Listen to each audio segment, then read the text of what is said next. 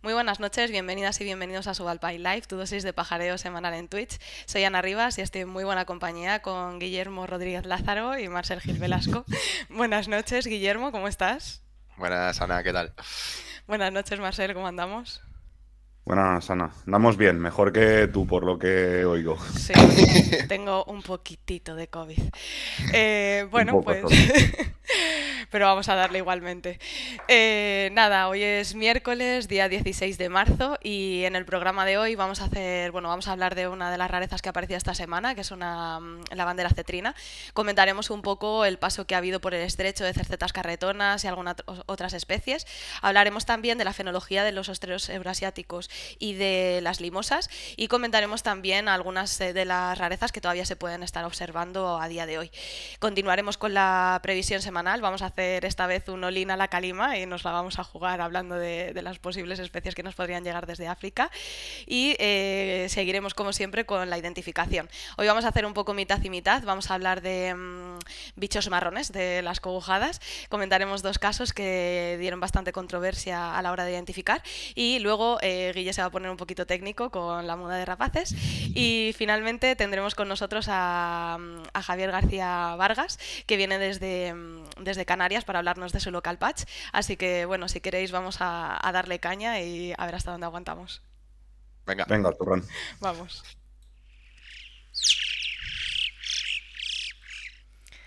Bueno, pues como decíamos, la noticia un poco de la semana, que ha sido una semana un poco más paradilla, ha sido la aparición de esta lavandera cetrina en Doñana, en la zona de Sevilla. Bueno, esta es una especie que está algo en expansión hacia el oeste, y es por ello que es más habitual que vayan apareciendo más citas en Reino Unido, en Francia y también en España. Sobre todo las citas se concentran en la zona de Cataluña, pero también ha habido citas en Valencia, ha habido citas en Aragón y también en Canarias, como nos comentará también Javi. Y bueno, nada, que parece que sigue, que la están disfrutando varias personas, y bueno, a ver si seguimos viéndolas por ahí. También se han... Seguro que entrará alguna más adelante en la primavera. Esperemos.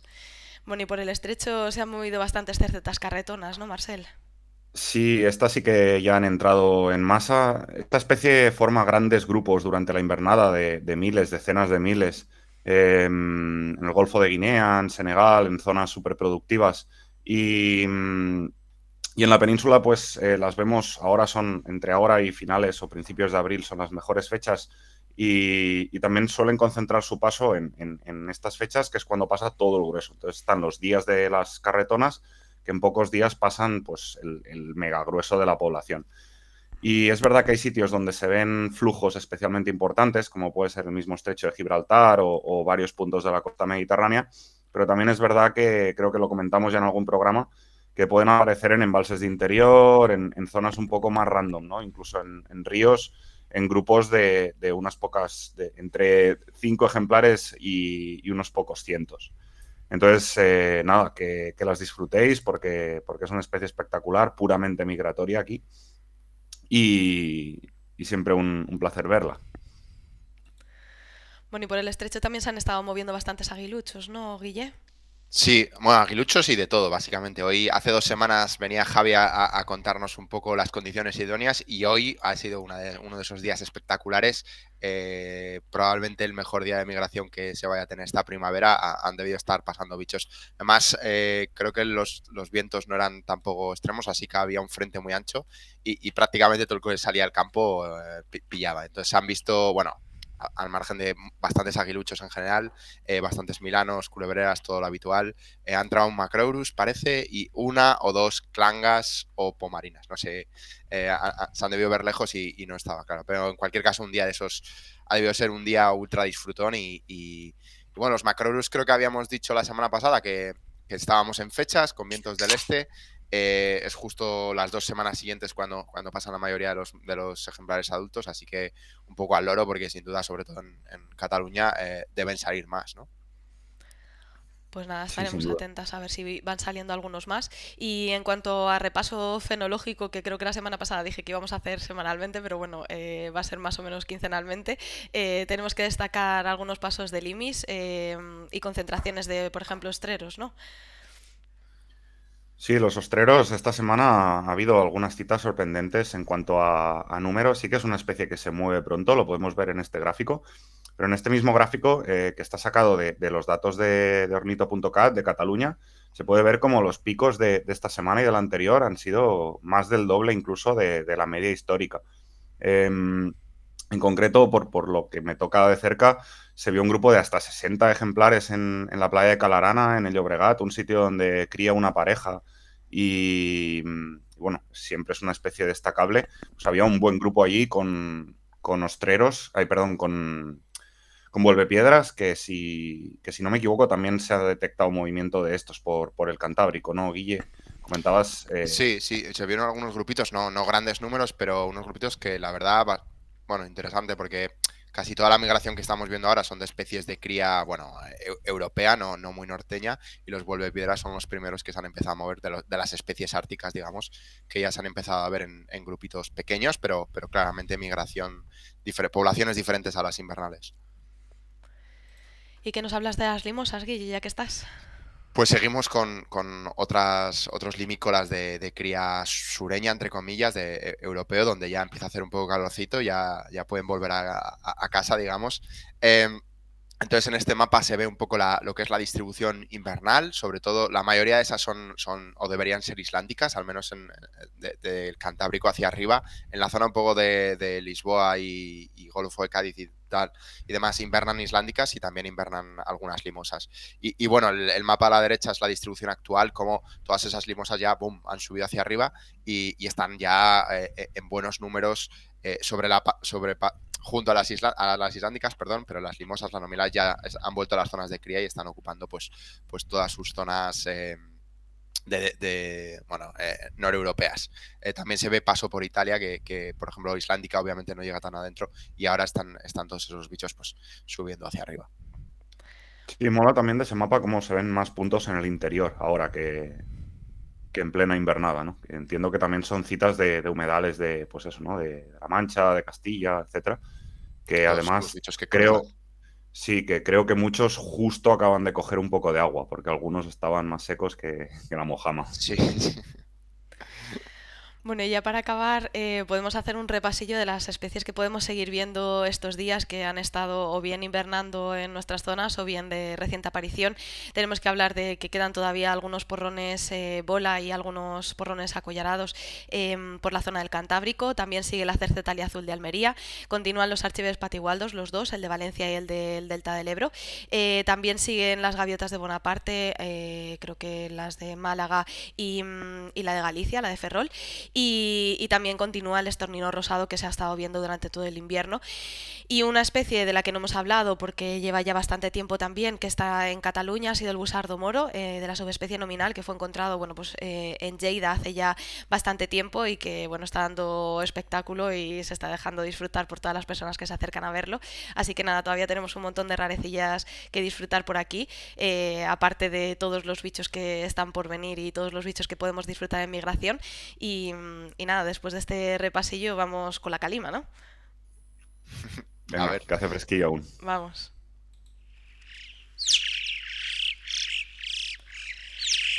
Bueno, como decimos, hemos hecho un all-in a la calima. Para los que viváis en una cueva y nos hayáis asomado a la ventana, todo el mundo creo que estamos al tanto con el tema de la calima. Y bueno, chicos, os dejo especular, que se os da muy bien. Empiezas Pues especulando tú, ¿no? sí, bueno, voy primero a describir un poco el fenómeno.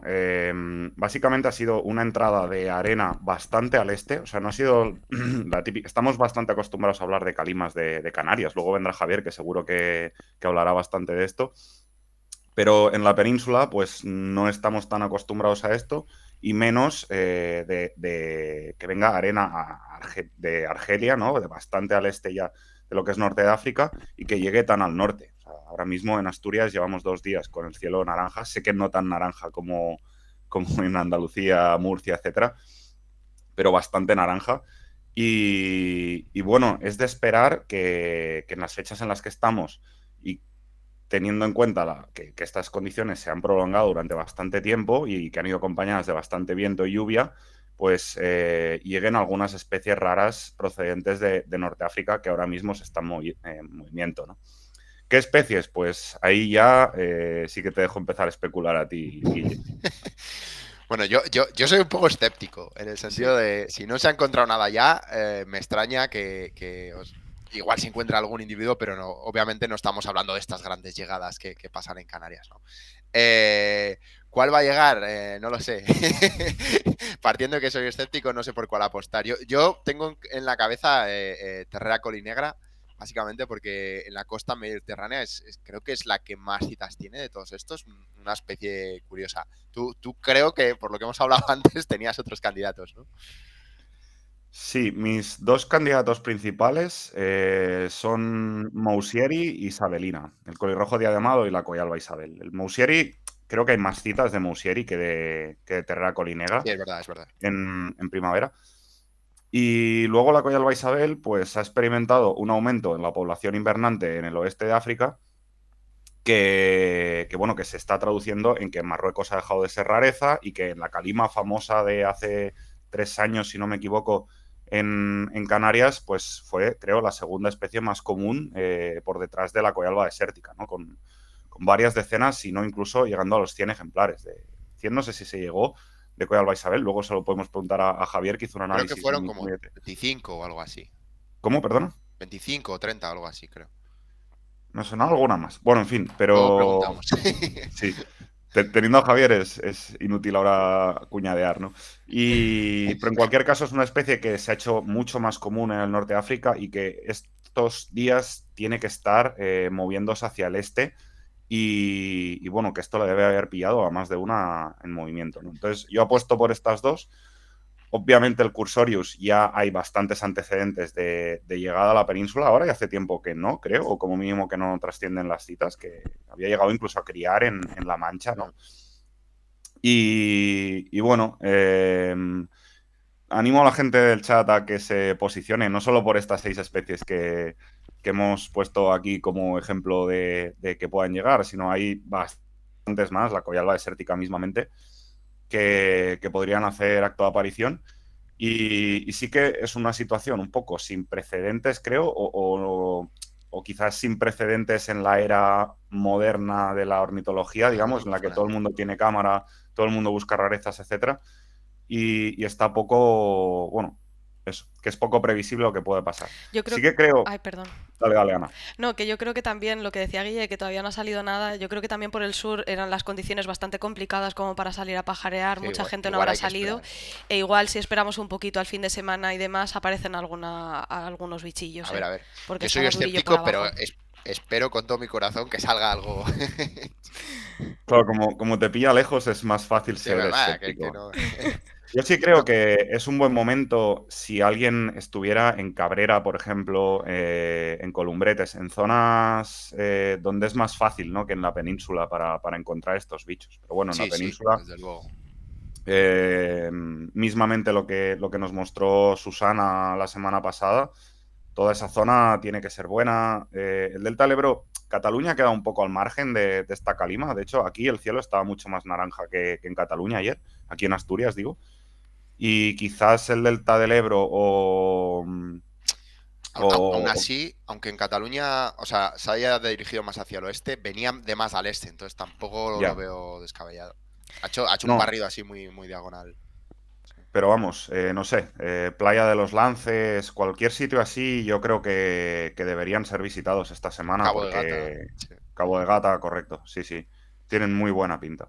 Bueno, Un comentario al margen, fuera de la calima, respecto a la Isabel que decías, es increíble que es una especie, bueno, aparece en Galicia con cierta regularidad o, bueno, por Inglaterra en otoño bajando. Supongo que esos ejemplares acaban pues en Western Sahara, que se ve con cierta regularidad también, en Mersouga también. Hay números bajos, pero los hay.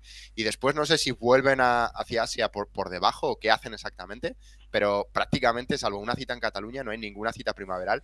Y esto es algo bastante... Y en Italia creo que tampoco sale ninguna. O sea que es Mm. algo bastante curioso. bueno, pues dejamos ya de especular y vamos con la identificación que tenemos ahí para dar y tomar. Vamos. Venga. Vamos allá.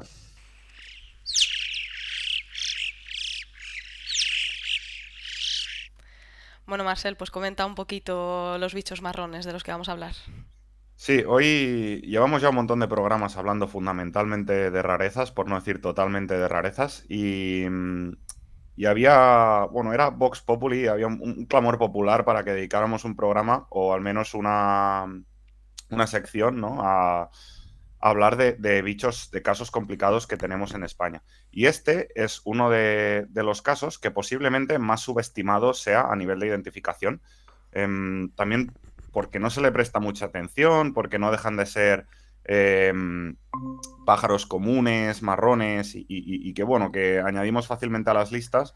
Pero es verdad que cuando nos los miramos uno a uno, pues pasan cosas. Y esas cosas que pasan son problemas a la hora de estar seguros de la ID. Esto es especialmente heavy cuando se trata de sitios donde una o las dos especies son rareza o son escasas. Son especies sedentarias que apenas se mueven. Y entonces hemos recogido un par de casos, uno reciente de esta misma semana y otro de ya hace bastantes años, en que la aparición de una galerida, de una cobujada en un sitio donde no es habitual, ha levantado debate.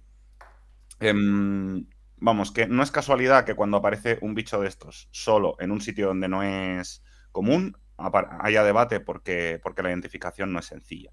Entonces, pues vamos a hacer un repaso de la identificación de estas dos especies y luego trataremos estos dos casos en concreto, a ver si echamos un poco de luz al tema.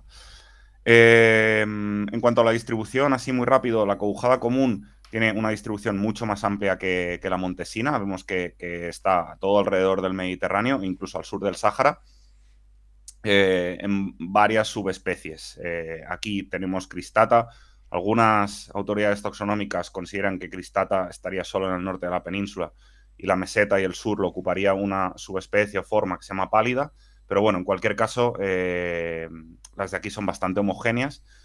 Y en cambio, en el norte de Marruecos sí que tenemos bastante caos entre subespecies que además se mezclan con otro caos de subespecies de cobujada montesina. Cobujada montesina, como comentábamos, tiene una distribución bastante más reducida. Se restringe a la península ibérica, al norte de África y, curiosamente, a esta zona, no aparece en el mapa por cómo está Creo que sí. recortado, pero a esta zona de Abisinia, ¿no? De Etiopía, digamos que del Cuerno de África. Y nada, yo creo que vamos a pasar ya a... Bueno, podemos comentar el tema del hábitat, que es una cosa así importante para identificarlas de primeras, aunque no siempre es 100%, hay sitios donde coexisten las dos, pero es verdad que en nuestras jornadas de campo y con la tendencia a prestar poca atención a estos bichos, muchas veces, siendo honestos, las identificamos por hábitat.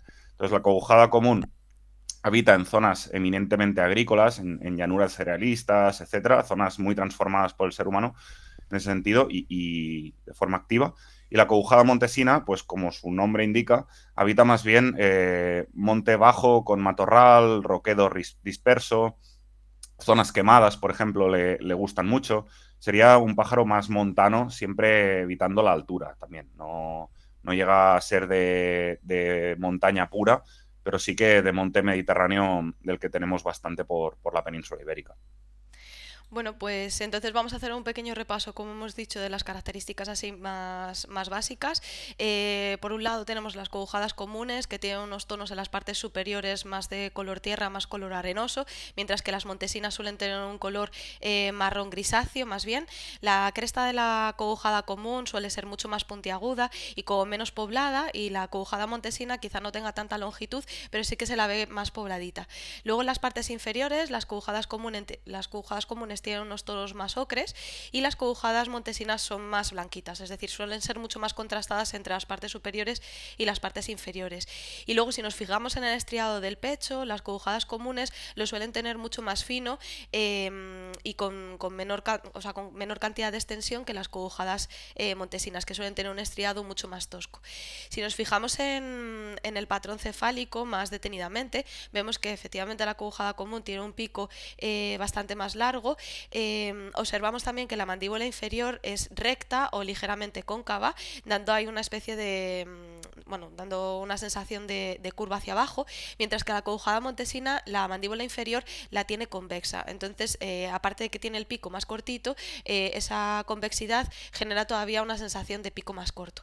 Si nos imaginamos que damos la vuelta al pico, veríamos que en la acobujada común, si diéramos la vuelta al pico, veríamos cómo le llega por detrás del ojo, mientras que la acobujada montesina llegaría justo hasta el ojo. Es decir, la distancia que hay entre la base del pico al ojo, la acobujada montesina, sería más o menos igual que lo que es la longitud del pico en sí.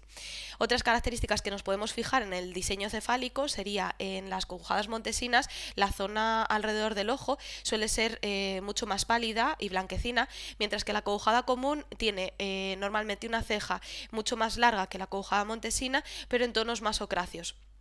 Hay que hablar también del tema del plumaje. Muchas veces es complicado cuando aparece desgaste en el plumaje ver realmente todos estos tonos y determinadas características, que se me ha olvidado comentarlo, y entonces hay muchas veces que eso, cuando aparecen pues eso, a finales de primavera o principios de verano, ya tienen el plumaje bastante machacadillo y hay algunas características que se emborronan. El diseño cefálico podría parecer como mucho más pues eso, mucho más desgastado y más difícil de ver. Y luego, si nos fijamos también en la parte de la nuca, las acobujadas comunes no presentan un estriado como sí que presentan las montesinas, y las montesinas también tienen normalmente un collar blanquecino que las acobujadas no suelen tener. Otro rasgo bastante importante sería la longitud de la primaria más externa, la primera primaria o la décima, dependiendo de cómo empecemos a numerarlas, con respecto a las cobertoras primarias. Entonces, en las cobujadas comunes siempre va a ser más corta esta primaria con respecto a las cobertoras, y en las cobujadas montesinas suele ser más larga que las cobertoras primarias, aunque hay un poquito de overlap. Entonces, bueno, tenemos que tener cuidado también con esta característica, pero bueno, como siempre, todas estas cosas suman, y vamos a verlo luego más detenidamente con los bichos que vamos a analizar. Luego, en cuanto al estriado, como hemos dicho, la acobujada común es mucho más fino, está sobre un fondo más ocre y entonces contrasta algo menos, y la acobujada montesina es un estriado mucho más tosco en un fondo más clarito. Y algo bastante importante que sí que es diagnóstico sería el color de las supracobertoras caudales. En las cobujadas comunes son un pelín más cálidas, pero no tienen un gran contraste con respecto al obispillo, y sin embargo en las cobujadas montesinas son de un color rojizo bastante llamativo. Entonces, bueno, eso sí que sería algo muy diagnóstico para estas especies. Y luego, si hablamos de las vocalizaciones, las cobujadas comunes tienen normalmente tonos más modulados, con más R's, y las cobujadas montesinas son mucho más aflautadas y se puede parecer mucho más al tono de las alondras totobias. Entonces, esto también nos podría llegar a ayudar si conseguimos grabar el reclamo de estos bichos. Entonces, bueno, vamos con el bicho destaca. Lo que decía Marcel, al final estos ejemplares, cuando aparecen en zonas en las que no estamos acostumbrados a estos bichos marrones, pues muchas veces les damos mogollón de vueltas.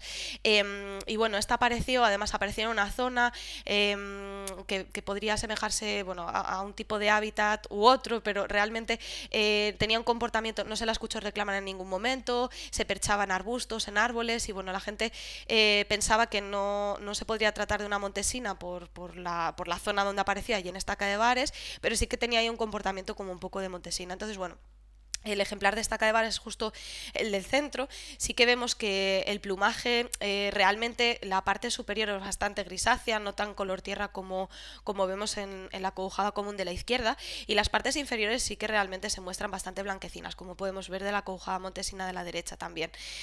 Por lo general no parece un ejemplar muy grande y parece bastante compacto, con una cola cortita, que se me ha olvidado comentarlo, normalmente las montesinas tienen la cola más corta que las cobujadas comunes.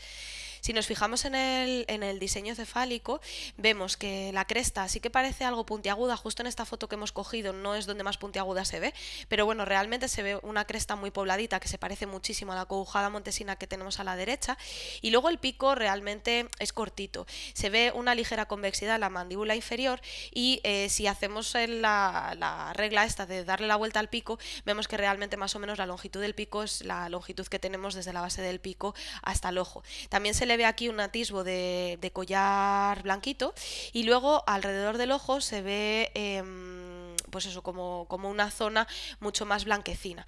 Que bueno, que luego todas estas cosas con las condiciones de luz pueden ir cambiando.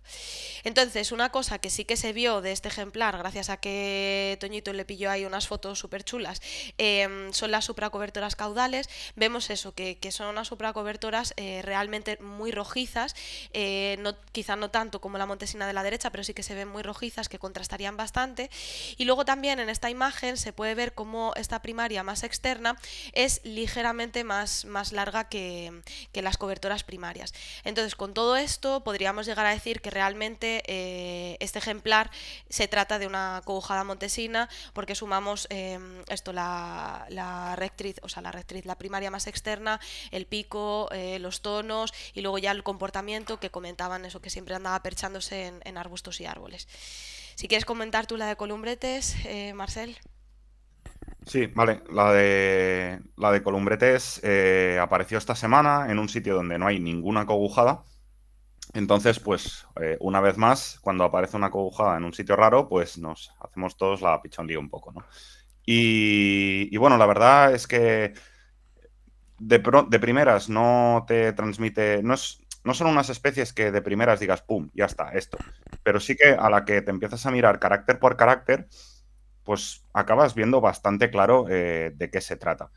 En este caso, pues tenemos una cobujada con tonos grises y blancos, no vemos arenoso en ningún sitio. Y bueno, si pasamos a mirarnos un poco de detalle, la cabeza, pues lo que comentábamos, el pico, si lo giramos y le damos la vuelta, ¿no? Apuntando hacia el ojo, también llegaría aproximadamente al inicio del ojo, o quizás un poco al principio del ojo, mientras que es típico de Montesina, mientras que en Cristata, lo que decía Ana, el pico llegaría atrás del ojo, ¿no? Y bueno, la cresta es verdad que no se le ve muy poblada, pero yo tampoco la veo muy, muy tocha, no la veo, la verdad, larga como en una de esto, como en una cristata. Y la estructura general de cabeza y cuerpo, yo la veo que tiene la cabeza pequeña comparado con el cuerpo. Una estructura que me recuerda más también a una totobía que no a una cristata. Si nos miramos el tema de la primera primaria, mientras que se veía súper bien en el caso de la de estaca, en esta no se ve tan bien. Y ahí la primera primaria, el fin de la primera primaria lo he marcado con una línea roja y el fin de las cobertoras primarias lo he marcado con una línea verde. Entonces, abajo tenéis Cristata y Teclae, que vemos que Cristata tiene la P1 mucho más corta que las cobertoras primarias y Teclae sería lo inverso. Si vamos a la Biblia, como me gusta hacer a mí, recurrir a la Svensson, ¿no? Vemos que efectivamente Teclae, o sea, Cristata, siempre tiene la primera primaria más corta que las cobertoras primarias, pero que es entre 2 y 8 milímetros más corta. Mientras que Teclae es más variable en este sentido. Generalmente sí que es más larga, hasta 5 milímetros más larga, pero no siempre. En algunas ocasiones llega a ser 3 milímetros más corta. Con lo cual hay un cierto overlap en este sentido, que sería pues entre los 2 y los 3 milímetros más corta, que no podríamos asegurar de qué especie se trata viendo solamente este carácter. En este caso, pues nos encontramos ahí, la verdad. Yo creo que sin tenerla en mano es difícil juzgar este carácter con precisión, pero en esta foto sí que creo que se intuye bastante bien dónde acaba la primera primaria y acaba cerca del fin de las cobertoras primarias, pero no sobrepasa este. Entonces, pues en este carácter sí que me quedaría en el overlap. Por suerte, de este ejemplar se consiguió un vídeo del que se pudo extraer un reclamo bastante nítido y a partir de comparar este reclamo con reclamos de Teclae y de Cristata vimos que es bastante calcado dentro de la variabilidad que tienen estos bichos, que es bastante amplia, es bastante calcado a reclamos de Teclae, de Montesina. Con lo cual, pues, una vez más, sumando varios caracteres, ¿no? Sumando temas estructurales, el pico, la cresta no muy pronunciada, la coloración general de gris y blanco sin tonos arenosos en ningún sitio y, en este caso, las vocalizaciones, que sí que se pudieron grabar, a pesar de que la primera primaria esté en overlap y de que no dispongamos de ninguna foto en la que se vean las supracobertoras caudales, que hubiera sido la clave de todo, pues sí que podemos asignarla a una teclae sin duda. Claro, al tratarse de columbretes, el tema tiene un poco más de miga, ¿no? Porque, bueno, por suerte todavía no había llegado la calima, entonces hay un poco menos de miga que si hubiera aparecido esta semana, que entonces sí que estaríamos haciéndonos daño ahí en las galerías de Evir. Pero si pasas a la siguiente Ay, perdón. diapo, tranqui. Claro, esta tecla de columbretes puede haber llegado de varios sitios. Puede haber llegado de Baleares, donde solo hay teclae, no hay cristata. Puede haber llegado de la península, de sierras litorales y prelitorales donde hay teclae, o puede haber llegado del norte de África. He hecho un análisis ultra preliminar, solo mirármelo un poco por encima, solo para el programa, a ver si remotamente se podía llegar a asignar este ejemplar a algo de esto, y la respuesta es que no lo he conseguido. He fracasado estrepitosamente. La verdad es que no me parece un ejemplar norteafricano, así tirándome a la piscina. No le veo ningún tono rojizo ni arenoso en ninguna parte. Por lo que he podido ver y leer, los bichos norteafricanos, la subespecie Erlangeris, Superflua, Ruficolor y algunas que hay que no salen en este mapa, pero no llegan a subespecies, pero son formas entre una subespecie y otra, para complicarlo todavía más. Digamos que es toda una gradación del bicho totalmente gris que tendríamos en la península a un bicho ruficolor que sería muy ruficolor, ¿no? Muy rojizo. Y esta coloración rojiza se extendería de las supracobertoras caudales, que aquí tienen rojizas, se extendería pues hacia el resto del cuerpo, y especialmente debería ser visible, de ser norteafricana, en las plumas de vuelo, en las cobertoras, en las alas. Es cierto que estamos hablando de una ave desgastada, que probablemente haya perdido parte de su brillo original, pero en cualquier caso a mí me sigue pareciendo muy gris. Entonces, así de forma totalmente tentativa, me mojaría más porque sea una teclae de Baleares, o que Baleares al final está al lado, o la península que está al lado, que no un bicho norteafricano. Si hubiera sido esta semana después de la calima, pues yo qué sé. Bueno, muchas gracias, Marcel. Dejamos a Guille ahí con sus rapaces y sus mudas. Dale caña. Vale, entonces ya habíamos anunciado, bueno, ya habíamos hecho un programa anterior en el que decíamos que no íbamos a hablar exclusivamente de identificación, sino también de otros temas.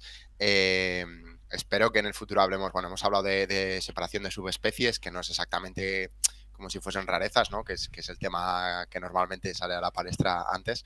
Pero también íbamos a profundizar en temas de datado, que no lo hemos hecho hasta ahora, pero lo haremos, en temas de muda. Entonces yo quería hablar un poco de la muda en grandes rapaces, en general en grandes aves, no es exclusivo de rapaces, que es lo que se suele conocer como Staffelmauser, o algo así se pronunciará en alemán. No sé muy bien el nombre, supongo que el que primero lo describió fue un alemán.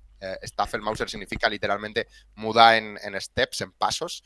Eh, bueno, es la estrategia de muda que siguen las grandes aves, porque, bueno, como sabemos, el plumaje es importantísimo para las aves, ofrece protección contra la lluvia, contra el frío, y en muchos casos, bueno, obviamente la mayoría de las aves dependen de sus capacidades aéreas para alimentarse, o muchas de ellas, y en concreto las aves rapaces, y especialmente las planeadoras, pues las plumas de vuelo son esenciales para la sustentación en el aire, que es su forma de vida, ¿no?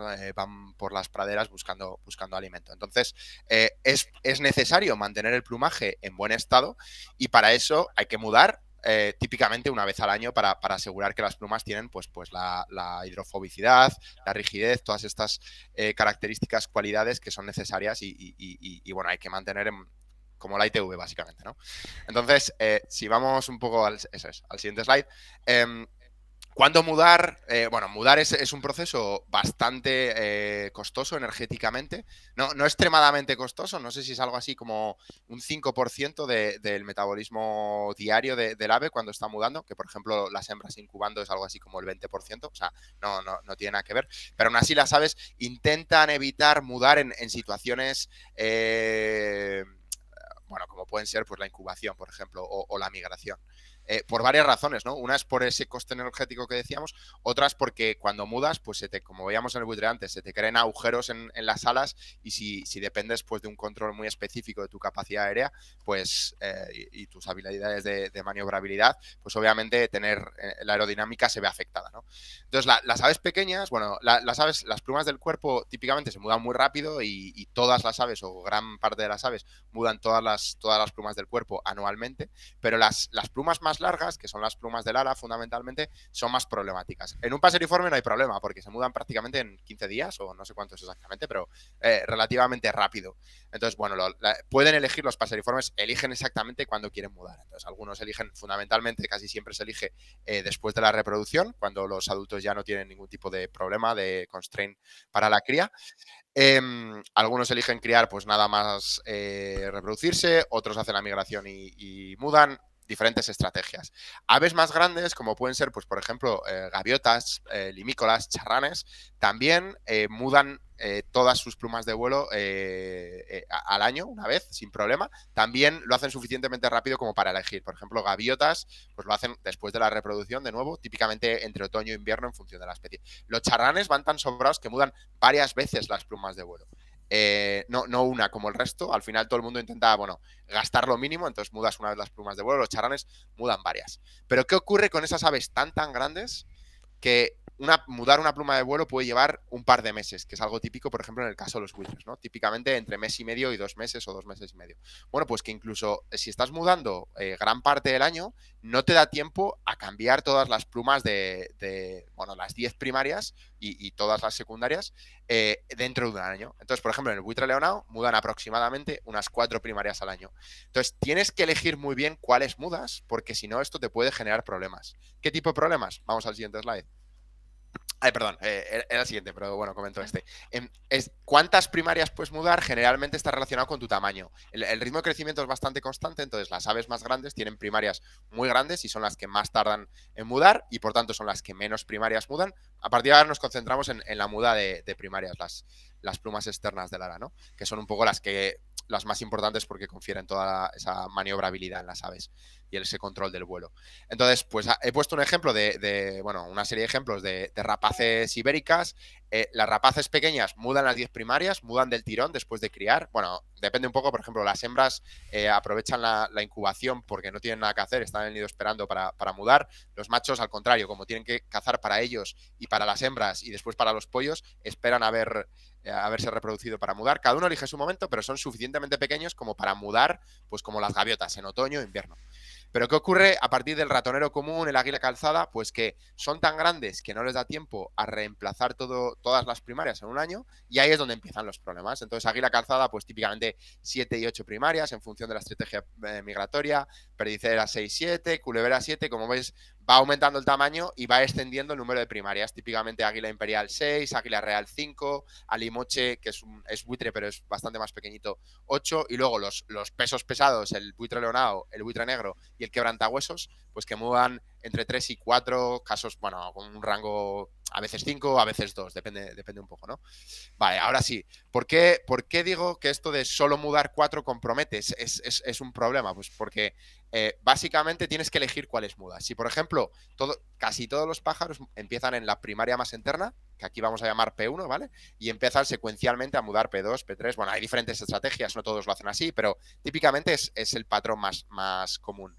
En rapaces es igual, pero si tú empiezas a mudar P1, P2, P3, P4 y llegas a la justo a P4, que es el caso, por ejemplo, del buitre de la derecha, ahí te paras y entonces, bueno, es invierno, no puedes mudar porque hace frío, etcétera, etcétera. Resulta que estás 2 años o incluso 3 años y las primarias externas, como podéis ver en el buitre, están muy desgastadas. Y esto compromete mucho la capacidad aérea porque la rigidez es muy diferente. Entonces tienes una zona, si veis ese ala, pues he puesto un poco los tramos en los que las plumas se han reemplazado, están en verde, eso está bien, puede volar bien. Y tramos donde, zonas donde la suspensión no es la misma, la capacidad para ascender no es la misma, entonces compromete al vuelo. Entonces, esto de mudar así secuencialmente 1, 2, 3, 4 es arriesgado porque deja zonas muy bien, con 4 primarias súper nuevas, brillantes, pero las 4 siguientes están destrozadas. Y esto no es una estrategia óptima. Si pensamos como si fuésemos ingenieros, ¿cuál es la estrategia óptima para mudar de forma que tienes todo el gasto, las plumas dañadas más repartidas. Bueno, precisamente es eso, ¿no? Es repartir, no decir mudo estas 4 seguidas y luego tengo otras 4 fatal. Es intentar repartir la muda lo más posible. Entonces, si mudamos 7 primarias, si somos capaces de mudar típicamente ratonero común o águila calzada, pues lo óptimo sería mudar 2, dejar una... Esto estoy el caso ideal en el que eres un ingeniero y resuelves el problema, la solución óptima, ¿no? Dos mudadas, una sin mudar, 2 mudadas, una sin mudar, así, ¿vale? Entonces, pues te quedan ahí 3 plumas sin mudar en el medio. Si solo mudas 5 primarias, que sería típicamente águila imperial, pues sería una sí, una no, una sí, una no, una sí, una no.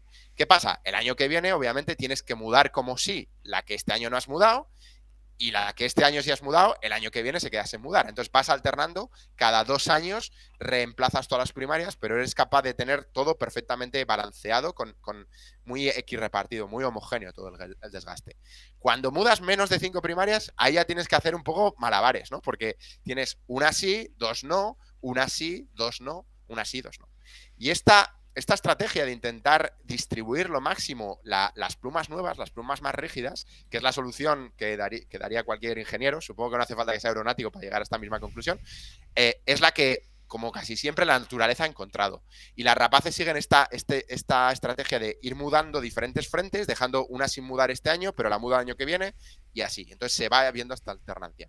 ¿Qué ocurre? Que curiosamente las rapaces, bueno, y las cigüeñas, como veremos después, no han sido capaces de desarrollar esto desde su primer año. Es algo que adquieren con la edad. Es una especie de corrección. Hay cierta discusión entre la gente que estudia esto, entre los biólogos evolutivos, sobre por qué. Porque no sé si es una... Se supone que es un tipo de herencia, que todavía no han sabido corregirlo, es una herencia de la muda primigenia, indica cómo eran las mudas más primitivas, más sencillas, y esta complejificación pues todavía no se ha trasladado a los juveniles, pero básicamente como empiezan las rapaces, en su primer año no mudan, porque las plumas están bien, en el segundo mudan y empiezan en P1 y van mudando, P1, P2, hasta donde llegan, ¿vale?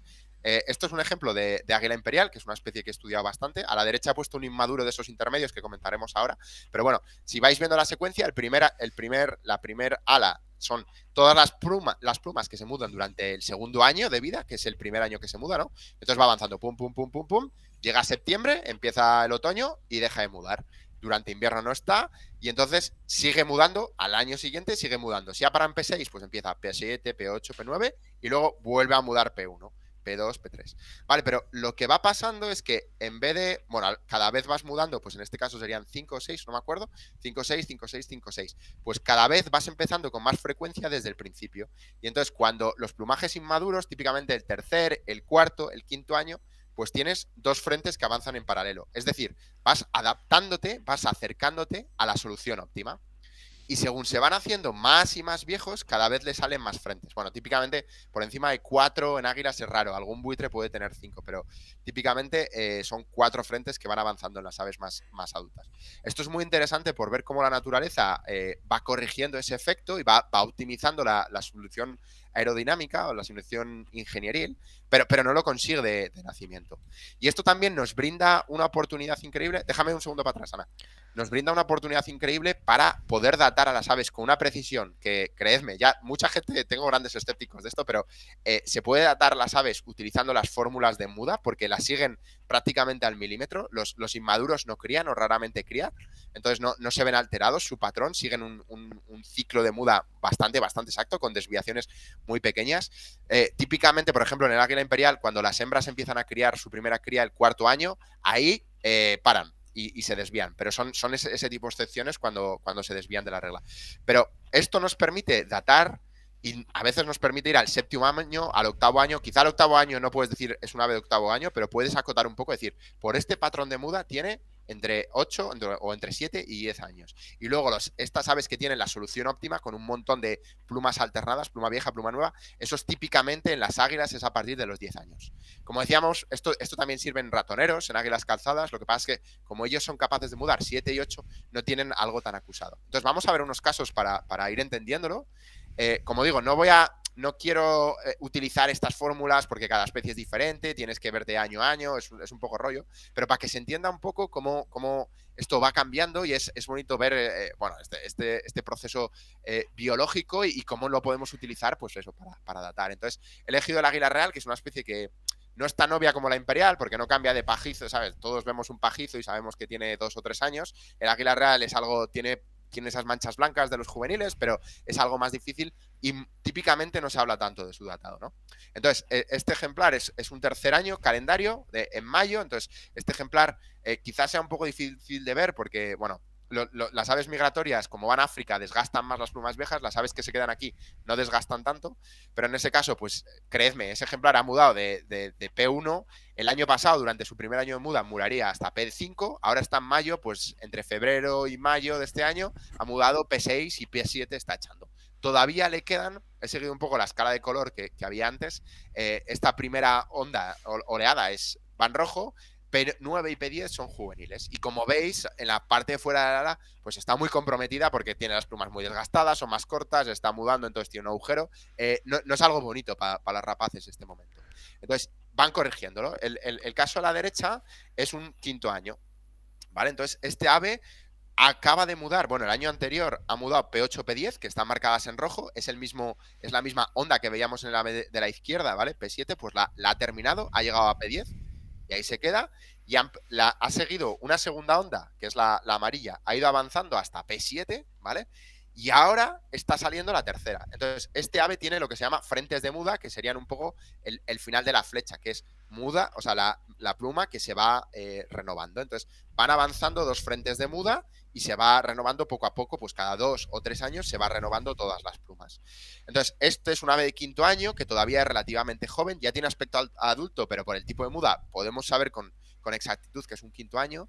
Si nos vamos un poco a aves más adultas todavía, ese ave, por ejemplo, era todavía bastante oscura. Si nos vamos a aves más adultas, que son más rojizas, este es otro caso, este es un adulto, ¿vale? Pero es un adulto todavía algo joven. ¿Por qué lo sabemos? Si veis las plumas, se ve muy bien cómo avanza, ¿vale? Aquí, si veis en P1, la acaba de mudar y después empezamos a ver un gradiente de plumas desde P3, P4, P5 y P6, en el que cada una está menos desgastada que la anterior. Típicamente son 2 meses y medio en salir, entonces cada una tiene 2 meses y medio de sol menos que la anterior, por eso se ve ese gradiente. P6 es la pluma más oscura y cuando saltamos a P7 vemos que está otra vez más marrón. Ahí es otro frente de muda. Entonces, P7, que es la que estamos marcando ahí con la flecha, es pues probablemente 2 años más vieja que P6, que la veis mucho más oscurita. Y entonces en P7 ha habido otro frente que después de P7, por ejemplo, entre P7 y P8 se ve un salto de desgaste muy fuerte. Eso es probablemente mudó P7 a finales del otoño y paró durante 5 meses y empezó en P8 y por eso hay ese salto tan grande.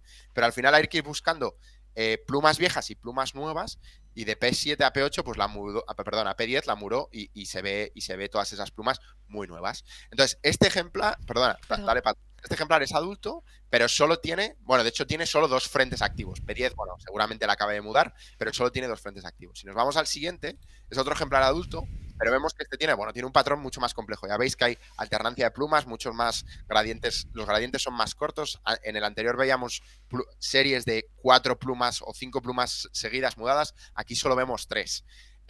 Entonces, bueno, es que me estoy liando este tema, cada vez me pongo a hablar, voy a acelerar. Básicamente veis que hay mucha más alternancia y eso significa que el ave es más adulta. El anterior probablemente sea entre 6 y 9 años y este probablemente sea pues ya más de 10.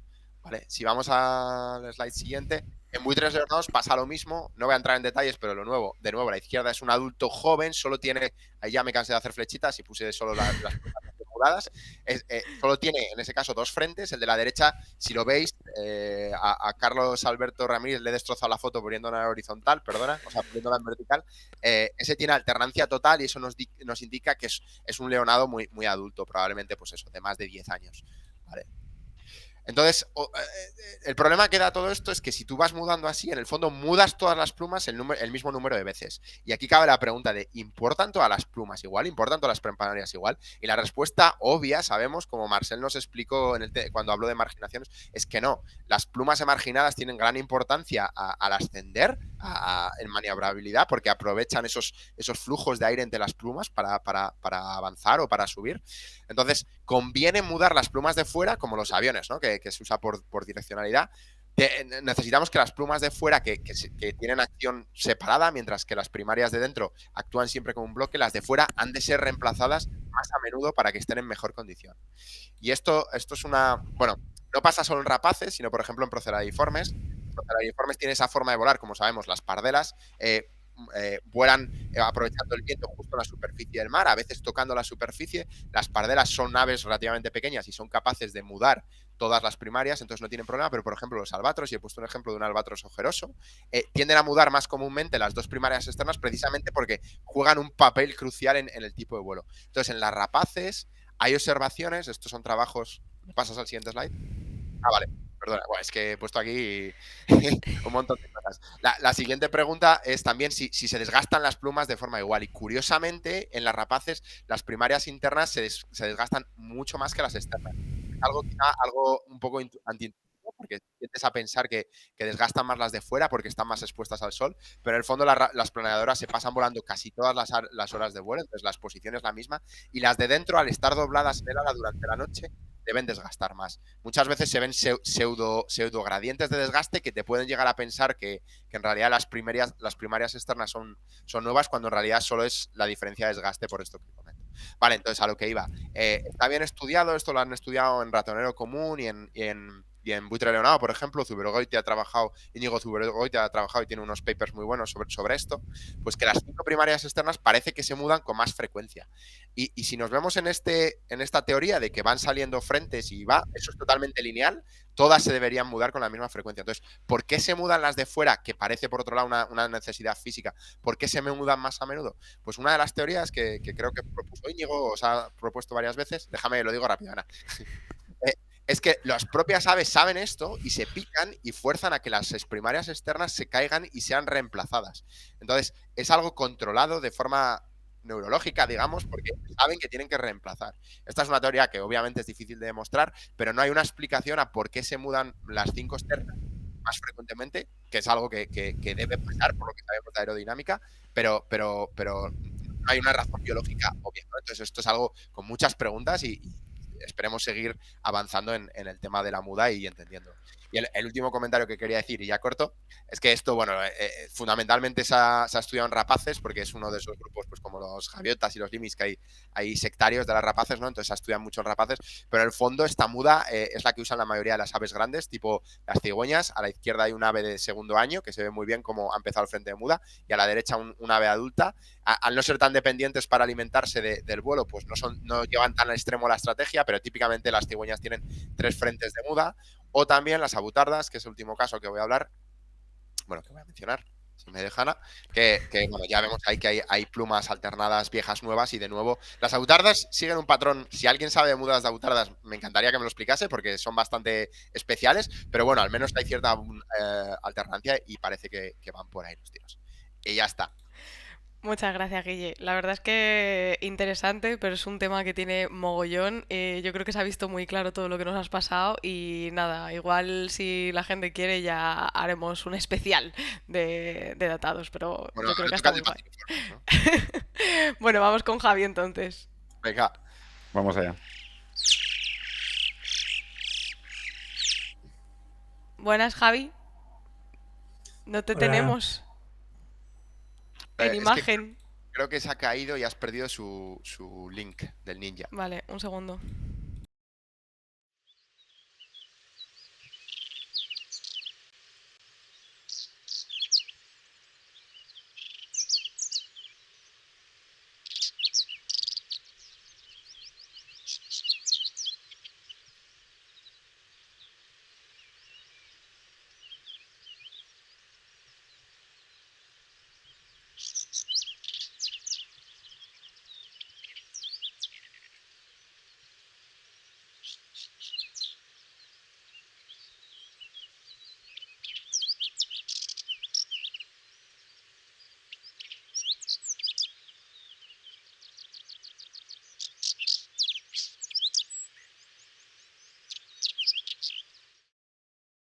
Estamos. Hola, Javi, ¿qué tal? Hola a todos, ¿qué tal? ¿Qué tal? Buenas, Bienvenido. Javi. Muchas gracias por Enhorabuena, venir. lo primero, daros la enhorabuena por el programa y muchas gracias por la invitación. Muchas gracias a ti por venir. Cuéntanos un poquito de qué zonas nos vas a hablar. Bueno, como Lanzarote no es una isla demasiado grande y aquí las distancias son bastante cortas, pues nos podemos permitir el lujo de tener, como bien dice, varios local patches, ¿no? Porque podemos recorrer varias zonas en un mismo día. No obstante, yo por la cantidad de visitas que realizo y por el control que llevo de 2 sitios especialmente, digamos que los local patches míos por excelencia serían las Salinas de Janubio y Lanzarote Golf, más conocido popularmente por todos como el campo de golf de Tía, ¿no? Así que nada, si os parece, os empiezo a hablar un poquito de las Salinas de Janubio. Cuéntanos un poquito. Muy bien, las Salinas de Janubio son un complejo salinero que están ubicados en la costa suroeste de la isla de Lanzarote y tienen su origen a finales del siglo XIX. Actualmente están consideradas sitio de interés científico y zona de especial protección para las aves. Básicamente, desde el punto de vista de las aves nidificantes, es el principal bastión, yo creo, a nivel regional del chorlitejo patinegro. También nos cría el tarro canelo y es el único sitio, aunque en otras islas del archipiélago canario la cigüeñola ha criado, siempre lo hace de forma esporádica y parejas aisladas. Aquí es el único sitio donde tenemos una colonia de cría propiamente dicha que se mantiene más o menos estable, incluso va en ligero aumento con el paso del tiempo, ¿no? En los cortados rocosos nos cría también la lechuza común, es frecuente la presencia del halcón tagarote y dentro del proceso que afortunadamente está teniendo, proceso de expansión, que afortunadamente está teniendo el cuerpo grande en la isla de Lanzarote, el año pasado incluso en el cortado rocoso nos crió una parejita de cuerpos, lo cual fue bastante buena noticia, ¿no? Yo, una pregunta, Javier, siempre lo hago pensando un poco en el que quiera visitar este sitio. ¿Se pajarea bien? Quiero decir, ¿es fácil el acceso y se puede andar? Las salinas siempre son complejas para estas cosas. El acceso es fácil, lo que pasa es que si nos vamos a ceñir al pie de la letra, lo que es el tránsito de personas por la laguna está prohibido. Vale. Bastante, básicamente es que ese es el problema, porque es la forma más productiva. Bueno, las salinas, sí, suelen tener básicamente el fuerte del sitio aunque hay bajíos costeros, tenemos una pequeña zona de graveras inundables y luego está la parte alta de las salinas donde están los cocederos con los muros y donde se trata el agua salada para la obtención de la sal. Básicamente la salina, o sea, la laguna es el sitio realmente productivo, ¿no? Tanto la laguna en sí como en las orillas. Yo creo que más o menos la guardería aquí con la gente que viene a pajarear suele ser bastante permisiva, ¿no? Básicamente lo que se trata de evitar es el trasiego de personas con perros. Últimamente nos están entrando hasta ciclistas, entonces yo creo que básicamente lo que se trata de evitar un poquito es eso. Yo creo que normalmente la mayor parte de la gente que viene aquí a pajarear a las salinas no suele tener problemas en ese sentido. Y luego, nada, con respecto a las aves migratorias, yo siempre digo que las Salinas de Janubio son uno de los sitios más completos de la isla, ¿no? Si se me permite la expresión, ¿no? Porque, vamos, tienen desde anátidas, aunque el fuerte son los limícolas, evidentemente en ningún sitio del archipiélago canario se dan las cifras de limícolas que se dan aquí en las Salinas de Janubio. También es un sitio muy importante para anátidas, es el único sitio donde de manera regular invernan zampullín cuellinegro y las cantidades que lo tenemos aquí. Últimamente tenemos en torno a los 70 ejemplares más o menos, que para las islas son unas cifras muy importantes. Es importante también el paso de paseriformes, especialmente cuando entran las famosas calimas, ¿no? Y sobre todo en días en los que el viento es muy fuerte. La épica de la migración es un sitio donde se puede ver perfectamente porque tanto los cortados rocosos como los muros de los cocederos se llenan de paseriformes que buscan los agujeritos para refugiarse del viento, ¿no? Entonces verte, no sé, un muro de un cocedero de piedra volcánica y en cada agujero dentro un mosquitero musical, ¿no? Hasta el punto de contar 40, 50, 60 refugiándose del viento, la verdad que para mí es un auténtico espectáculo que se ve casi todos los años, pero no me canso nunca de verlo, ¿no? Y luego, Dime. Perdona, Javier, ¿es un sitio visitado por los halcones de Leonor para aprovechar ese fenómeno?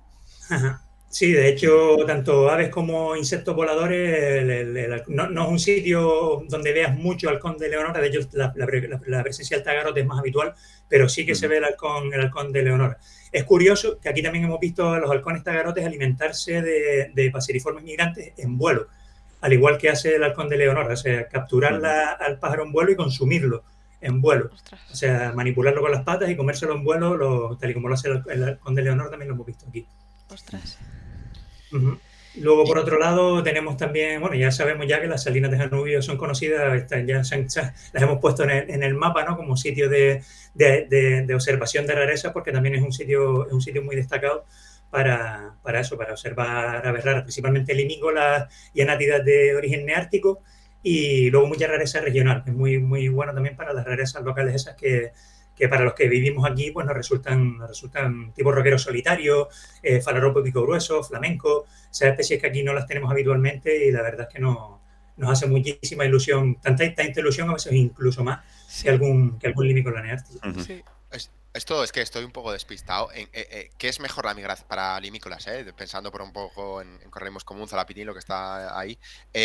¿Otoño o primavera? No sé en Canarias. Otoño, totalmente. Otoño de largo. Otoño Vale. gana por goleada. Sí es cierto que a veces, como pasó por ejemplo en abril de 2009, que tuvimos una caída masiva de limícolas, a veces en primavera sucede. Esa foto que estáis viendo ahora, bueno, esa de Chirlite es un gol. Les veía todos No, provinciales, por se eso. ve el zarapitín y los correlimos Sí, la del comunes. Sarapitín y Sí. los correlimos comunes. Esa es de una de esas caídas que fue en abril de 2009. Y eso fue una salvajada. O sea, eran cientos de correlimos comunes, cientos de correlimos tridáctilos, la inmensa mayoría en plumaje nupcial. En menor medida también tuvimos bastante Sarapitín y es la única vez en mi vida que he visto un grupo de entre 20 y 30 correlimos menudos, todos nupciales también. Eso a veces sucede, de momento nos ha pasado en 2 años, las caídas masivas estas de limícolas primaverales, pero por norma general siempre suelen ser más abundantes en otoño y en invierno. ¿Y lo asocias a unas determinadas condiciones de vientos, de meteo? Sí, lo asocio en general al hecho de que aquí la llegada los vientos alisios, digamos que de algún modo nos garantizan prácticamente la arribada regular de aves en otoño. O sea, las aves vienen del norte y los vientos alisios que soplan del nordeste siempre va a traer un remanente de aves hacia las Islas Canarias. Sin embargo, la primavera, yo lo estamos sufriendo este año, está siendo súper floja. La primavera es mucho más dependiente del viento, ¿no? Dependemos mucho de que se metan calimas, vientos del este, del sureste, que desvíen un poquito el tránsito de aves de la costa africana y nos las traigan hacia aquí, hacia las Islas Canarias. La primavera, cuando la calima ayuda, la primavera es muy bonita porque es muy variada. Claro. O sea, el otoño es más monocromo, mucha lavandera boyera, mucho mosquitero musical, mucho cercero políglota. Sin embargo, la primavera es mucho más variada, pero es muy dependiente del viento. Las primaveras no suelen ser tan regulares. Aún tenéis tiempo, ¿eh? Aún es. Sí, aún es sí. Normalmente el pico de la migración primaveral se suele ubicar casi siempre en abril. De momento todavía es pronto. Bueno, y todavía no es primavera, por más que lo digamos nosotros, hasta el día 21 no empieza. Es marzo. Es verdad. Sí, yo llevo un tiempo empeñado. Bueno, y algunas especies que creo que nos querías comentar en esta zona, ¿cuáles eran, Javi? Sí, bueno, por recopilar un poquito así, por hacer un poquito un pequeño resumen por decir un modo, de los 3 momentos así más que recuerdo con más cariño, ¿no? De las salinas de Janubio. En primer lugar me iría a abril de 2011 y me iría al primer dato de cría de tarro canelo en las salinas. Yo creo que para cualquier local patcher el descubrir una especie, ahí tenéis la primera parejita que nos crió. Por un local patcher, yo creo que el descubrir una nueva especie criando en tu patch, pues yo creo que siempre es motivo de alegría, ¿no? Sí. Y la verdad que los estamos viendo cada vez con mayor regularidad en las salinas, pero no terminaban de animarse a criar hasta que ya en abril de 2009 nos crió la primera pareja. Se han seguido manteniendo y todos los años nos cría mínimo una pareja y hay años que se animan 2 y a veces tenemos sospechas de incluso una tercera. Luego ya me iría a agosto de 2015. ¿Llegasteis a encontrar el nido del tarro canelo? No, nidos que van, nidos no hemos visto nunca, jamás. Es que sospechamos cuando empieza, cuando uno del otro, cuando la hembra desaparece, sospechamos que ya está incubando. Pero sí, es muy complicado. Seguramente en alguno de los barrancos, en alguno de los sitios que se meten hacia arriba, por ahí tendrá alguna madriguera, bajo una aulaga o lo que sea, pero es muy, muy, muy complicado. Incluso cuando ya han nacido los pollos, si se empeñan en esconderlos bien en las orillas, resulta bastante complicado encontrarlos también. Sobre todo las parejas, nos hemos dado cuenta que las parejas van adquiriendo más experiencia en eso a medida que van criando. Por norma general, la pareja primeriza suele perder la pollada entera. La gaviota se la suelen fulminar entera. Y a medida que van aprendiendo, parece como que van exponiendo menos a las crías hacia el centro de la laguna.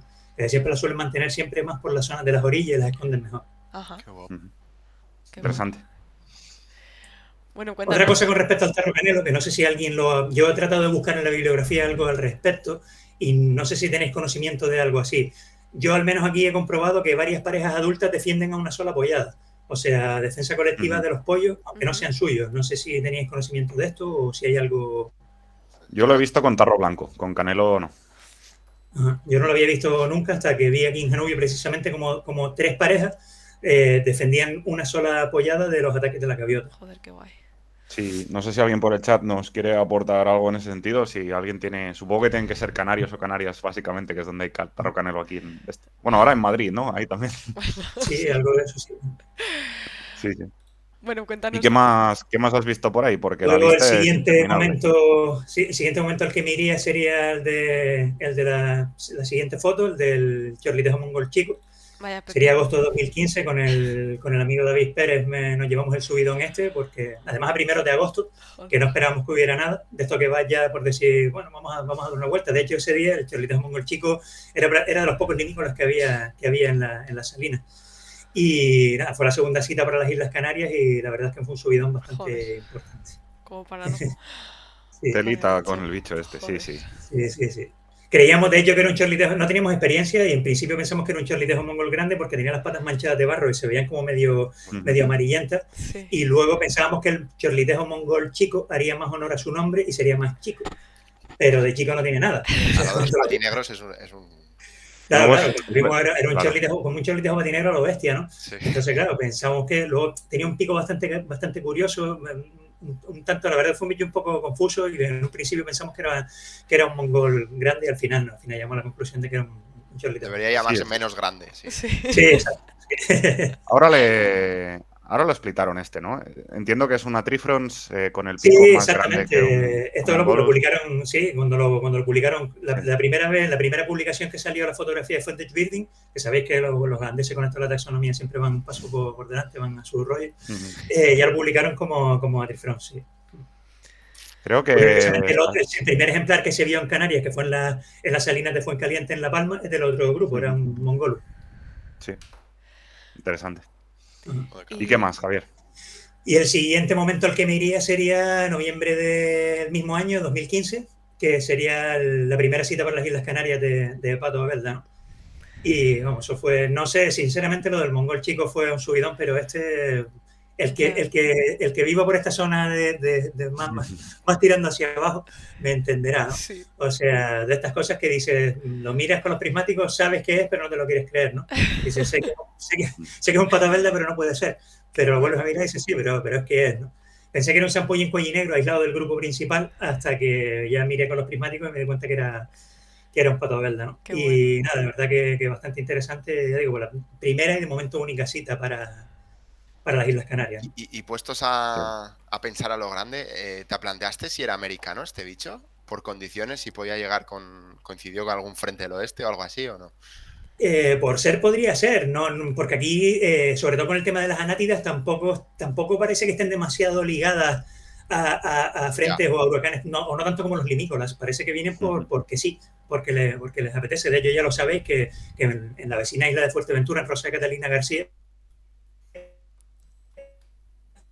tuvimos un máximo de 6 años. Entonces, claro, la posibilidad aquí en Canarias, la posibilidad de que fuera americana, pues claro, siempre está ahí. Bueno, y si nos hablas un poquito de tu otra zona de pájaro habitual. Sí, pues la otra sería Lanzarote Golf. Ya digo que si no, el staff del campo de golf me mata, que siempre están diciendo Lanzarote Golf, porque quiere pedir que utilicemos el nombre real. Pero bueno, ya se conoce más popularmente como campo de golf de Tías. Entonces, lo de Tías, ¿de dónde viene? Porque está en Tías, como aquí solo teníamos el campo de golf de Teguise, que era Teguise Golf, pues al final construyeron esta aquí en Tías y en un principio, claro, es que nosotros empezamos a visitarlo antes de que se abriera al público, por lo tanto, antes de que tuviera nombre. Entonces nosotros empezamos a publicar citas porque ya una vez que empezaron a regarlo, ya empezaron a formarse yarcas, empezó a salir césped, ya empezó a traer aves. Entonces cuando no tenía nombre, nosotros las primeras citas que publicábamos en Ardeola y por ahí, pues campo de gol de Tías, digamos que lo bautizamos nosotros.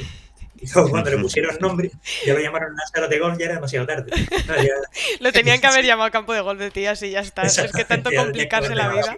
Sí, pero bueno, parece yo lo que no siento por ellos, tenía pero yo creo que entre la comunidad Birder ya es demasiado tarde. Ya será eternamente campo de golf de Tías. Y, de hecho, deberían plantearse cambiarle el nombre a ellos.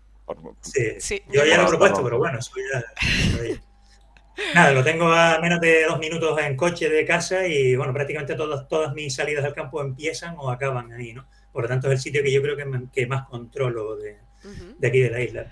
Teniendo en cuenta que se abrió al público, estuvo ya a tope, ya con agua, la charca y todo, a partir de 2007, es brutal cómo ha adelantado por la derecha, sobre todo en lo que a rareza se refiere, al resto de lugares de la isla, ¿no? Y aparte de eso nos ha permitido empezar a contar con especies que hacía siglos de las que no se tenía constancia aquí en Lanzarote. Quizás conviene matizar que, para los que no conozcan la isla, que en Lanzarote no tenemos charcas de agua dulce. Por lo tanto, esa pequeña charca que habéis visto en la foto del mapa es la primera charca que teníamos en la isla de Lanzarote. Es el factor diferencial. Entonces, claro. Sí, sí. Especies como la focha común, de la que no se sabía nada desde el siglo XIX prácticamente, pues empezamos a tenerla ya de forma regular aquí durante todos los inviernos. Y luego estáis viendo ahí es el paraíso de las polluelas, o sea que todos los años ahí estáis viendo fotografías, nos llegan incluso a pares, ¿no? Joder. Sí, a veces ¿Esto pasa todos los años? ¿Todos los años tenéis alguna polluela en Tías? Ahora yo no, porque conviene matizar que la charca está seca. O sea, justo antes de la pandemia, del estado de alarma, los pilló en medio de una obra porque querían reducirle la profundidad. Entonces la secaron para meterle relleno y forrarle y volverla a llenar. Y ahora mismo está seca. Pero sí que mientras estuvo con agua teníamos polluelas todos los años y en los dos pasos. De hecho, la polluela pintosa ya la teníamos en otoño y en primavera. Un caso lamentablemente curioso es el de la lavandera cetrina, por ejemplo, que se convirtió en una especie regular. O sea, la presencia de la lavandera cetrina mientras el campo de Goldetías tuvo agua fue una especie regular todos los años, a veces incluso en los dos pasos, en el post y en el prenupcial. Y desde que se secó la laguna y la ría, no hemos vuelto a detectar ningún ejemplar, con lo cual ya podéis ver hasta qué punto nos está pasando factura el que esté la charca seca. Aún así sigue teniendo mucha capacidad de atracción, ¿no? Sigue teniendo ese efecto imán, pero sí es cierto que con la charca y con la ría seca el interés ornitológico del lugar se reduce, yo creo que en un 60%. Pero eso en principio plantean recuperarlo, ¿no? ¿O no? Sí. Lo que pasa es que, claro, han empezado a funcionar de poco por acá y vamos, digamos que es una obra costosa y va un poquito a poco. Entonces, tienen ese proyecto, pero de momento no lo han empezado. Esperemos que empiecen. Igual si le preguntan a pajareros, van ahí de voluntarios, ¿eh? Yo te lo digo. Se lo hemos dicho, que vamos, lo que de voluntarios con las palas y a rellenar. O sea que... Sí. Nosotros vamos a trabajar allí, lo que claro. Lo que quiera. Así que sí. Bueno, y así pensando en momentos, lo mismo que he hecho con Janubio, pensando en momentos así especiales del lugar, en primer lugar me iría a septiembre de 2011, concretamente una tarde en la que estaba tumbado al lado en la orilla de la ría, ¿no? Y tenía una agujeta escolopácea y un corlimos pectoral. Estaba la agujeta taladrando ahí en el agua y tenía el corlimos pectoral comiendo al lado. Joder. Y justo en la hierba por detrás aparecieron los dos tringites que estaban también presentes en el sitio, ¿no? Entonces, claro, verte tumbado en el suelo y teniendo delante 4 limícolas y de 3 especies norteamericanas, pues fue un poco la culminación de un sueño, ¿no? De lo que yo pensaba que sería venirme a vivir a Canarias. Porque claro, yo estuve 6 años viviendo fuera y cuando me vine a vivir a Lanzarote era un poquito las expectativas que traía, ¿no? Y el verte allí tumbado con tanta limícola neártica, decía, no sé si estoy en Lanzarote, estoy en Nueva York, no sé un poco dónde estoy. Pero sí, la verdad que fue un momento impresionante. De hecho, ese tringite y ese melanoto son de esos días. De esa camada, ¿no? Sí, exactamente. Allí en el campus han salido algún calidris, bueno, esos quería decir Bairdi o Fusticolis. Fusicolis sí hemos tenido una vez ahí en el campo de Goldetías y el Bairdi no. El Bairdi de momento no lo he visto en ninguna parte de Lanzarote. Es una de esas cosas que siguen escociendo ahí y de hecho es uno de los que tenemos siempre como futuribles aquí en este campo de golf. Pero de momento no ha aparecido ninguno. Pues es una especie típica de césped en ciertas zonas. Pero es verdad que en Canarias no sé cuántas citas hay ahora mismo, pero es mucho más raro que más al norte. Sí. Podríamos estar hablando con respecto a Fusticolis, podríamos estar hablando de una proporción de 20 a 1. Sí, una barbaridad, muchísimo más. Luego me iría a mayo de 2015, retomando un poquito el tema de las calimas que estabais hablando antes. En mayo de 2015 tuvimos una calima importante y recuerdo que aquella tarde salí de casa con intención de visitar los dos golf, el de Tías y el de Teguise, y al final no pude salir de Tías. O sea, fue disparatado. O sea, fue una auténtica locura de bichos esa tarde. Tuvimos varios cérnicos patirrojos. Ahí tenéis dos de los que se vieron. alrededor de 4 o 5 aproximadamente. Tuve mi primer correlimos pectoral, un adulto, mi primer correlimos pectoral primaveral. Tuvimos cientos de salseros icterinos, que curiosamente fue el primer año que los veíamos y tuvimos cientos que además llegaron prácticamente a todas las islas. Se vieron en todas, por lo menos las islas que se prospectaron. Los tuvimos en Fuerteventura, en Tenerife, prácticamente en todos lados. Tuvimos al sacola rojizo, en fin, un auténtico disparate de bichos, un mogollón de Vipita gorgirroja en plumaje nupcial. Wow. La verdad que fue una calima de estas de las de recordar. Siempre es sorprendente que, no sé, Canarias lo piensas que está al oeste y dices, no van a llegar estos bichos típicamente del este, y luego tenéis números que solo Cataluña puede competir a nivel peninsular, quiero decir. Es flipante. Sí, yo la verdad que esas cosas, yo pensaba con esas cosas, tenía una idea un tanto... Ajá. Dile, dale, Javi. Yo tenía una idea un tanto equivocada de estas cosas. Yo pensaba que en península había especies que eran más frecuentes. ¿Me oís? Sí. ¿Se te ha cortado un segundo? ¿Me escucháis? Sí. Ah, vale, que yo afortunadamente al vivir en Lanzarote soy afortunado porque por aquí pasáis la mayoría, ¿no? Si no por las salidas en barco o lo que sea, viene mucho pajarero aquí a visitarnos y he tenido contacto con muchos, ¿no? Y yo daba por hecho que muchas especies eran más frecuentes en península de lo que realmente pensaba de lo que realmente luego he descubierto que son a raíz de hablar con vosotros, ¿no? Y por ejemplo, ver que especies como el mosquitero silbador o el Vipita gorgirrojo se pagan caro en muchas zonas de España, que yo pensaba y aquí los tenemos de forma relativamente abundante y regular. Así que sí, es bastante sorprendente. Sí. Yo recuerdo aquella calima de 2015, y luego el último momento, que recuerdo que fue especialmente buena de aves que invernan muy al sur, en África. O sea, fue buena de muscicapa, de icterino, de vespertinus, y en cambio no tanto de otras aves que aunque puedan ser igual de tardías, o sea, que aunque hubieran podido coincidir igual de fechas que en las que ocurrió la calima, no aparecieron en números tan heavies. Entonces es como que algo pasó, no solo en la calima propiamente de que llevó los bichos a Canarias, sino más al sur, que igual hizo decidir por qué lado subían unos y otros o algo así. Es curioso, sí, porque de hecho tuvimos muy poco papamosca cerrojillo y tuvimos un collarino. Sí. Sí, fue porque algo tuvo que pasar y eso es evidente porque lo del salsero icterino, o sea, que fueron las primeras citas confirmadas para las Islas Canarias y fueran cientos de ejemplares. Estaban en todas partes, sí, era brutal. Sí, estaban por todos lados, o sea, eso fue increíble.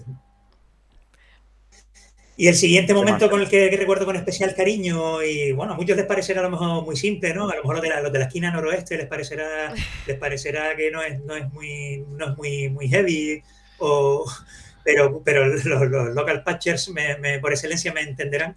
Y fue la primera cita de porrón acollarado para Lanzarote. La verdad es que ver en la guía de campo, o ver en los libros de Canarias, el porrón acollarado siempre, todas las islas para Lanzarote. Pues la verdad es que ya quemaba. Y en noviembre de 2018 por fin tuve la suerte de encontrarme con el primer porrón acollarado para la isla, y la que fue un subidón importante. Ya ves. ¿Allí en Canarias es menos común que bola? No, es el más común. Sigue siendo el porrón americano más común, ¿no?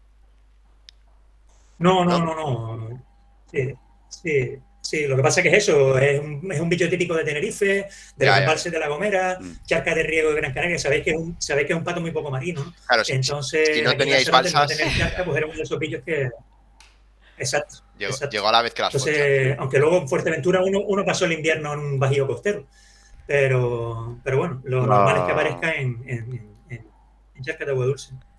La eterna conversación que siempre hemos tenido, Javier, es ¿qué pasaría si Lanzarote tuviera una balsa de agua dulce decente, ¿no? Claro. Y ya digo, el campo de Golderías no es que sea exactamente decente, pero bueno, por lo menos es una balsa. Ya el problema que tiene el campo de Golderías básicamente es que está muy al paso de los jugadores, ¿no? No es como, por ejemplo, en Caleta de Fuste, que las charcas ornamentales están un poquito fuera del circuito, ¿no? Esta queda muy al paso de los jugadores y entonces es el problemilla, ¿no? Que a veces aves grandes, pues muchas veces se ven molestadas con frecuencia y abandonan el lugar, ¿no? Bueno, aunque el porrón acollarado sí nos aguantó todo el invierno. La última pregunta no es estrictamente ornitológica. ¿Te has vuelto un experto de golf en estos años? Que vale. No puedo. Mira que lo han intentado allí en el campo. Pero con tantos bichos es imposible. no puedo con él. Pero tampoco ha resultado herido, ¿no? No, en absoluto. Hay que tener. De hecho, es una cosa que siempre lo digo, que antes de entrenar en un campo de golf es importante entender un poquito el juego, saber muy bien lo que es un tee, saber muy bien lo que es un green, saber de dónde vienen los tiros y cómo se mueven los jugadores para evitar sorpresas desagradables y sobre todo para evitar molestar a los jugadores, pues no olvidemos que esto no es... Claro. No sé a cuántos local patchers más invitaréis aquí al programa que tengan un lugar tan pintoresco, ¿no? Pero sí es cierto que no podemos olvidar en este caso que si eso se riega y tiene agua es porque viene gente a jugar, por lo tanto el jugador tiene prioridad y no conviene molestarlo, ¿no? De hecho, aprovecho para agradecer especialmente al staff de este campo de golf de Tías las facilidades que nos pone y el orgullo que tienen ellos de que los pajareros visitemos el campo de golf, ¿no? En definitiva, yo siempre digo lo mismo, es un campo de golf construido en el siglo XXI y que está siendo gestionado con mentalidad del siglo XXI. Bueno, pues... Así que, bueno, todo el que quiera venir, estáis invitados. Lo único, eso sí, pasar por recepción y avisad que vais a entrar. Sí, es la única premisa que se pide. Del resto, los que queráis, estáis en vuestra casa y si me avisáis, pues voy para arriba y echamos un ratillo. Oye, un placer, Eso Javi, sí, tenerte por aquí. Aquí llenen la balsa que hay agua, que seguramente... Bueno, si no, que vayan los voluntarios primero y luego ya vamos los demás. Sí. Por eso, yo aviso cuando tenga agua ya. Bueno, pues muchísimas gracias por todo. Ha sido un placer escucharte, un placer, pues eso, la primera persona hablándonos de Canarias y nada, muchas gracias de nuevo por estar por aquí. Ahora hablamos, ¿vale, Javi? Hasta ahora. Un placer y un honor. Chao, gracias. Un abrazo, gracias. Bueno, pues hasta aquí el programa de hoy. Parece que hemos aguantado bien, así que nada, nos vemos el miércoles que viene con más y mejor y nada, a darle duro al pajareo, a ver si aparece algo por la calima. Y tú mejórate. Gracias. Chao. Eso. Buen fin de... Suerte, nos vemos.